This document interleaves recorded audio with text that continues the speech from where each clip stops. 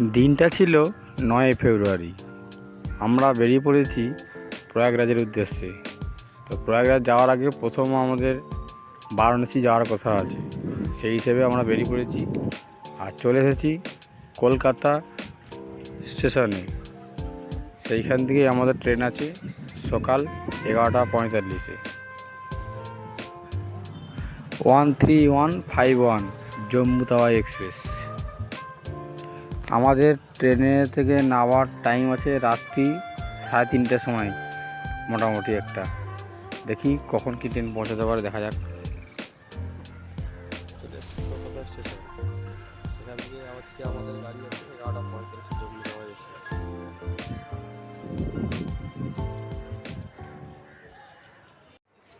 চলে এসেছি আমরা প্ল্যাটফর্মের ভেতরে। আমাদের জম্মু তাওয়াই ট্রেন দাঁড়িয়ে আছে। আমি দাঁড়িয়ে আছি 1 নম্বর প্ল্যাটফর্মে, আর ট্রেনটা আছে 3 নম্বর প্ল্যাটফর্মে।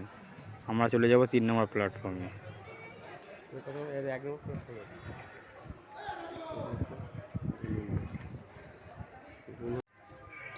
চলে এসেছি আমরা 3 নম্বর প্ল্যাটফর্মে। আমরা একটু এগিয়ে যাব, সামনের দিকে এসি কোচ আছে, আমাদের স্লিপার কোচ পড়েছে। স্লিপার কোচ আছে আরও সামনের দিকে এগিয়ে যাচ্ছি। আর আমাদের সিট দুটো আরএসি আছে, একটি কনফার্ম আছে, সেইভাবেই যেতে হবে আমাদেরকে। এই আমরা 3 বন্ধু মিলে বেরিয়ে পড়েছি প্রয়াগরাজের উদ্দেশ্যে। তার আগে বারাণসী জংশনে কাশী বিশ্বনাথ ঘুরবো আমরা। সেইখানে আমরা ঘুরে একটা দিন থেকে তারপরে আমরা যাব প্রয়াগরাজ। এই হচ্ছে আমাদের সিট, নিচে আমাদের পড়েছে একটা দুটো আরএসি, আর পাশেরটা হচ্ছে গিয়ে কনফার্ম আছে। এটা হচ্ছে কনফার্ম সিট। এইভাবেই আমরা যাব। আমাদের ট্রেন ছাড়ার টাইম ছিল 11:45। আমাদের ট্রেন ঠিকঠাক টাইমেই ছেড়ে দিয়েছে।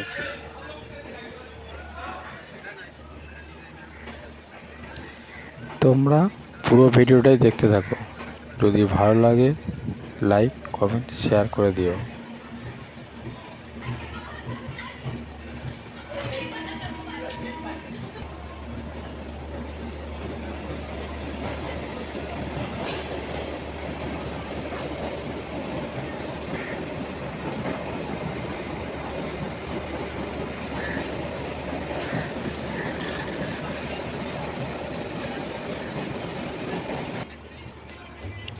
টাটা, বাই বাই কলকাতা, আবার আসবো, দেখা হবে আবার।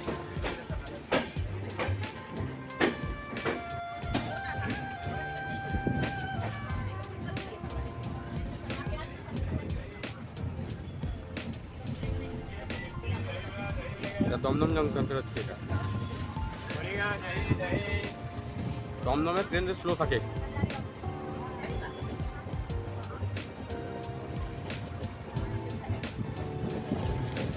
আমরা চলে আসছি দক্ষিণেশ্বর।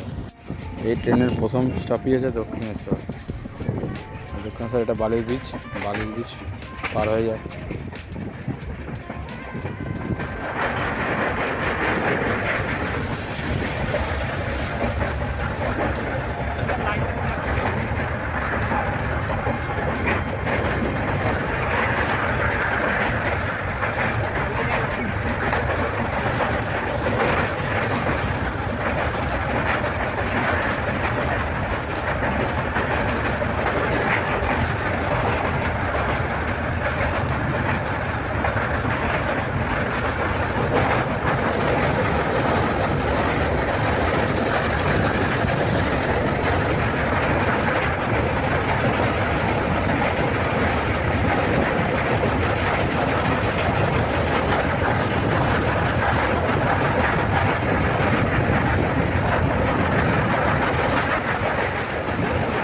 আমাদের ট্রেন কিন্তু ভালোই গতিবেগে এগিয়ে চলছে, প্রত্যেকটা টাইমে যাচ্ছে।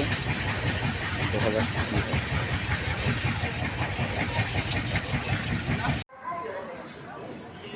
এই স্টপেজটার নাম হচ্ছে নেতাজি সুভাষচন্দ্র বোস গুমো। এই স্টপেজ হচ্ছে কি একটা স্মৃতি রয়ে গেছে আমাদের নেতাজি সুভাষচন্দ্র বোস যে গুম হয়ে গেছিল, এই স্টপেজেই থেকেই লাস্ট দেখা হয়েছিল, তারপর থেকে আর দেখা যায়নি। এখান থেকেই গুম হয়ে গেছিল, সেই থেকে এই স্টপেজের নাম নেতাজি সুভাষচন্দ্র বোস গুম হওয়া।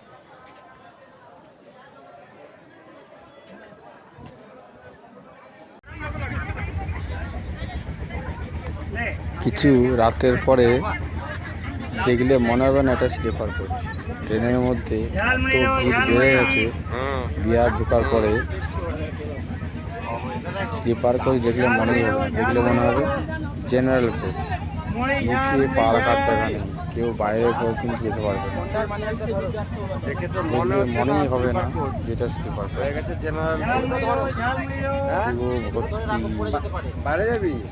একই সিটে কতজন করে বসে আছে। আমার তো মনে হচ্ছে এখন জেনারেল কোচে আছি মনে হচ্ছে।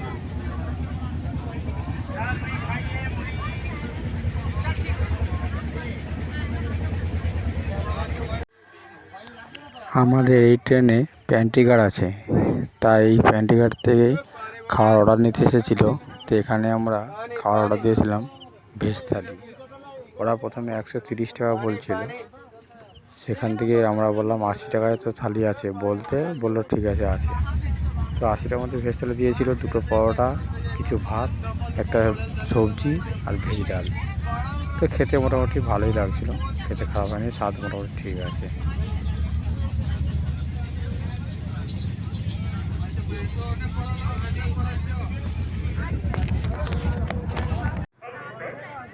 এই হচ্ছে আমাদের বারাণসী জংশন। আমার দিকে পৌঁছে দিল ঠিক প্রায় 3:30টার সময় করে নামিয়ে দিল। তো আমরা বাইরে আসার পরে এই ভিডিওটা শ্যুট করলাম। তো এইখানে প্রচণ্ড ঠান্ডা, ঠিক আছে, প্রায় 10-11 ডিগ্রি দেখাচ্ছে। প্রচণ্ড ঠান্ডা, প্রচুর ঠান্ডা এখানে, কলকাতার তুলনায় অনেক ঠান্ডা। সেটা তোমাদেরকে দেখাচ্ছি একটু। এই দেখো 10 ডিগ্রি, সকাল ভোর 4টের সময়। এইভাবে ড্রেস পরেছি, তাও কি ঠান্ডা লাগছে।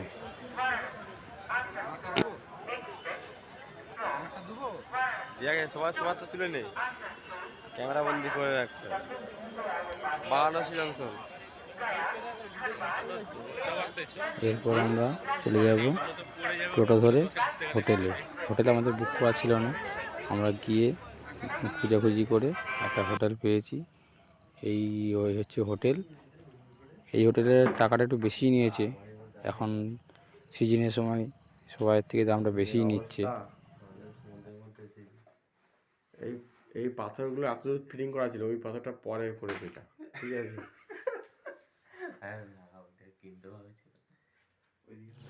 আজকের ভিডিও এখানেই শেষ করলাম।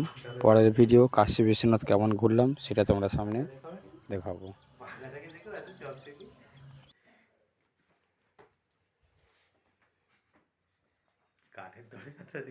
ঠিক, এটা আমাদের মিনার।